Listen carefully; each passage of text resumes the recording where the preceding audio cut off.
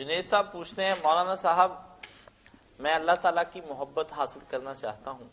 مجھے اس کا کوئی طریقہ کار بتائیے، اور برائے مہربانی ساتھ میں کوئی وظیفہ بتائیں جس سے میں اللہ کی محبت میں غرق ہوتا ہوا اپنے آپ کو محسوس کروں۔ یہی بات ہے بیٹا، دین بھی کہتا ہے والذین آمنوا اشد حبا للہ، ایمان سے اگر اللہ کی محبت پیدا نہیں تو ایمان کیا؟ کچھ نہیں، برائے نام وہ اللہ کو مانتا۔ ایمان کا تو یہ تقاضا ہے، مطالبہ ہے کہ آدمی سب سے بڑھ کر اللہ سے محبت رکھے۔ تو محبت کے لیے ایک تو اللہ تعالیٰ کی نعمتوں کا جو تصور ہے نا، جیسے وہ نوجوان کرا سوچے میں تھا ہی نا، جو کچھ بھی میرے پاس ہے یہ دماغ ہے، آنکھیں، اور اس کے لیے ایک طریقہ جو نیک لوگوں نے تجویز کیا بہت مؤثر ہے کہ یہ جو ناقص الخلق لوگ پھرتے ہیں نا، لولے لنگڑے اندھے ڈھکے، ان کو دیکھتا رہے اور سوچے کہ اگر اللہ تعالیٰ اس طرح ہی مجھے بنا دے یا بنا دیتا میرا کیا حال ہوتا۔ اللہ کے پاس یہ سانچہ بھی تھا نا، جیسے عیسیٰ علیہ السلام سے سوال کیا لوگوں نے کہ یہ مادرزاد اندھے جو پیدا ہوتے ماں کے پیٹ سے، ان کے ماں باپ کا کوئی قصور ہے جس کی سزا نہیں مری، یہ بیچارے کیوں اندھے پیدا ہوتے؟ تو عیسیٰ علیہ السلام نے کہا یہ اللہ اس لیے پیدا کرتا تاکہ آنکھوں والوں کو سجائی دے، جن کی آنکھیں ٹھیک ہے نا ان کی آنکھوں میں سرما پڑے، انہیں ہدایت نصیب ہو کہ اللہ اس طرح بھی بناتا ہے۔ تو جو اس طرح دیکھتے ہیں نا کمزوروں کو، وہ تو بیٹا پھر سجدے میں گر جاتے ہیں۔ اللہ کے رسول علیہ السلام کا آتا کہ آپ نے ایک بونے کا کو دیکھا چھوٹا، سجدے میں گر گیا کہ شکر ہے اللہ کہ تو نے میری شکل اچھی بنائی بہت مخلوق سے۔ جو بے وقوف ہوتے ہیں وہ مذاق اڑاتے ہیں۔ تو اللہ کی محبت کے لیے کوئی وظیفہ یا دعا جو حدیث اللہ کی نعمتوں کا احساس کرے، جو محروم ہیں لوگ ان کو دیکھے کہ اللہ اس طرح کا اگر مجھے بنا دے پھر کیا، اور ساتھ یہ ہے کہ اللہ کی کتاب کا مطالعہ کرے، نیک لوگ جو ان کے واقعات جو نا، جیسے میں نے کچھ بزرگوں کی سنائے، ایسے اولیاء اور نیک لوگ جو اللہ سے پیار کرنے والے تھے ان کی نمازوں کا پڑھے۔ ایک کتاب تو ہندوستان میں جماعت اسلامی کے اللہ والوں کی نماز انہوں نے لکھ دی، تو وہی پڑھے کہ کس طرح نمازیں پڑھتے۔ تو اگر کوئی اچھا آدمی ملے اس کی صحبت اختیار کرے، ورنہ پرانے لوگوں کے واقعات ہی پڑھے، وہ بھی زندہ مرشد کا کام دیتے ہیں، اس سے بھی آدمی کو بہت ہدایت نصیب ہوتی ہے۔ حدیث شریف میں ایک دعا کے بارے میں آتا ہے کہ اللہ میں تجھ سے تیری محبت مانگتا ہوں۔ ہاں، محبت مانگتا اللہ انی اسألک حبک وحب من یحبک وحب عمل یبلغ حبک، تیری محبت، ان لوگوں کی محبت جو تجھ سے محبت کرتے ہیں تیرے پیارے بندے، اور ایسے عملوں کی محبت چاہتا ہوں تو تیری محبت تک پھر مجھے پہنچا دے، ایسے عملوں کی توفیق دے۔ ہر شے میں اللہ کو کام کرتے دیکھیں، بہتر رضو جی سواری پر بیٹھے، روشنی آئے، میز آئے، اپنا جسم دیکھ لو۔ جن کو صوفی کہتے ہیں نا، صوفی یہ بنگی لوگوں کو نہیں کہتے، صوفی اصل میں وہ جو کہتا ما رأیت اللہ شین اللہ رأیت اللہ قبل، میں جب بھی کسی شے کو دیکھتا ہوں نا تو شے سے پہلے اللہ کو دیکھتا ہوں کہ بنانے والا کون ہے جس نے اتنی عمدہ شے بنائی ہے۔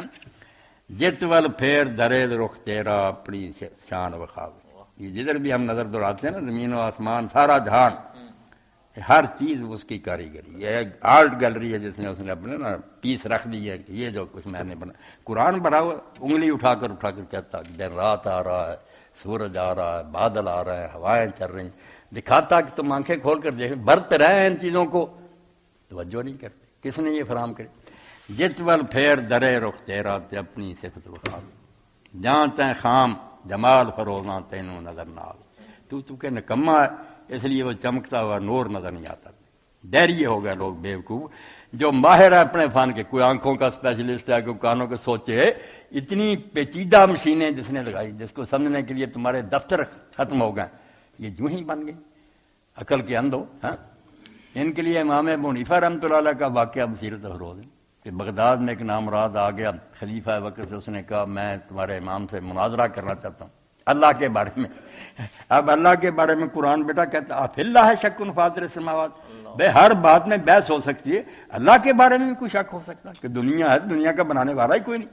تو امام صاحب کو بلاؤ مناظرہ کرنا۔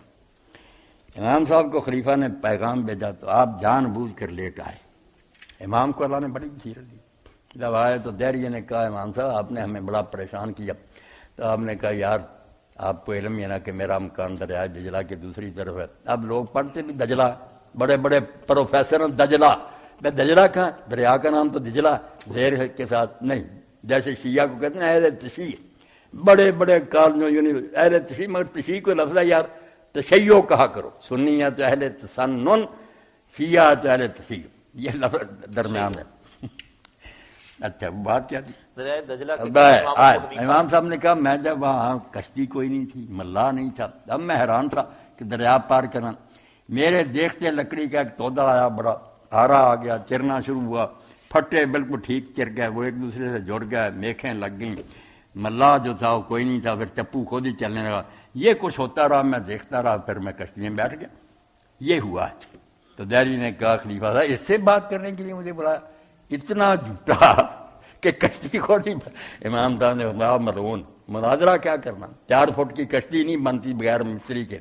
یہ زمین و آسمان اور اتنا بڑا جہان ٹھیک چل رہا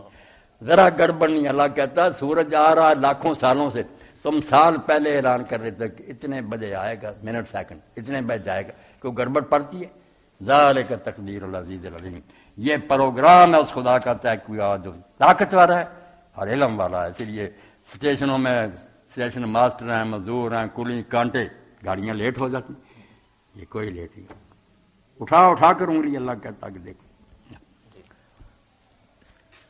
محبت پیدا ہوتی ہے اللہ کی مخلوق کو دیکھ عزیر نواز جس نے بھی بیٹا یہ کہا نا جہاں میں اہل نظر کو قبول حق کے لیے اگر رسول نہ ہوتے تو پھول کافی تیاریوں میں جا کر نامراد دیکھ لیں کہ یہ کس طرح نکل رہے ہیں پھول اور رنگا رنگ کے الگ خوشبوئیں ان کی خوشبو اپنی طرف کھینچ رہی کس نے یہ شیشیاں انڈیلی ترکیاں ہمیں ناک لگا دی ہوا کو حکم دیا لے جاؤ خوشبو اس کے ناک تک یہ سوچے کہ کون ہے جو میری خاطر یہ کر رہا آنکھوں کو دیکھنے کے لیے الگ نظارے کانوں کے لیے اور زیادہ پسندیدہ آوازیں سونگنے کے لیے خوشبوئیں چکھنے کے لیے ذائقہ دار چیزیں جدھر نظر دوڑائیں گے ہر طرف